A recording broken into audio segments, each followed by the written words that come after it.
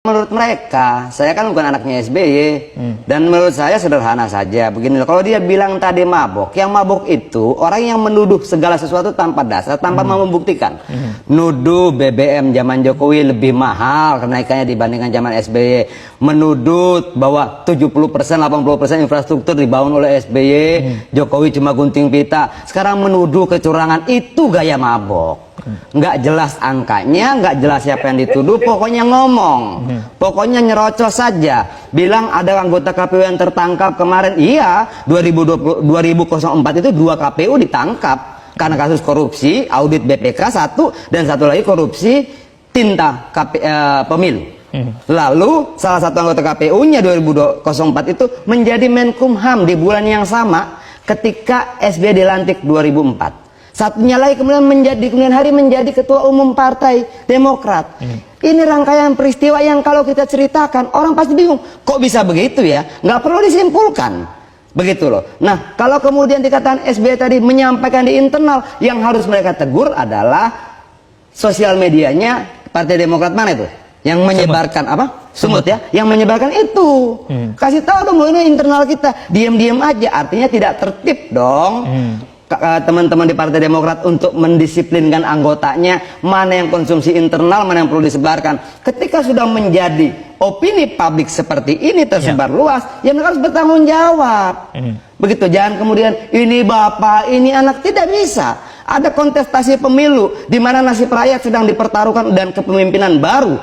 Oke? Ayo kita buat tenang dong. Ayo kita buat bagus dong. Ayo kalau kemudian curang, yuk kita bicara. Potensi kecurangan ada di mana? Pertama di aturan main. Siapa yang buat aturan main? DPR. Makanya keluar undang-undang. Loh, anggota Partai Demokrat ada nggak di DPR? Ada. Tegur dong. Kedua, siapa yang punya potensi untuk curang? KPU sebagai pelaksana. Kontrol dong. Periksa dong PKPU yang akan dibuat nanti. Periksa dong strukturnya segala macam. Ini KPU belum membentuk KPU provinsi, belum selesai kabupaten, ada potensi curang. Ini Bawaslunya sedang menyusun struktur, ada potensi curang. Partai politik baru mau menyelesaikan verifikasi faktual dan administrasi, ada potensi curang. Kok begini sih? Gitu. Bang Adian, kalau misalnya memang tidak sesederhana itu kemudian menyebutkan ini ada potensi tidak berdasar, maksud Pak SBY menyampaikan hal itu kemudian apa? Apapun maksudnya dia yang tahu.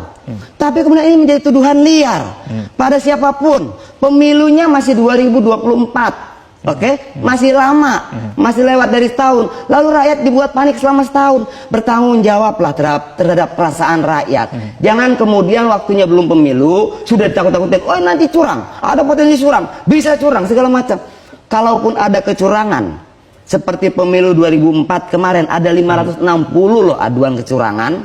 Saat itu dalam setiap pemilu bisa saja ada yang curang, apakah calegnya tingkat DPR di kabupaten, provinsi maupun RI maupun apa, bisa saja. Tapi jangan takut-takuti rakyat.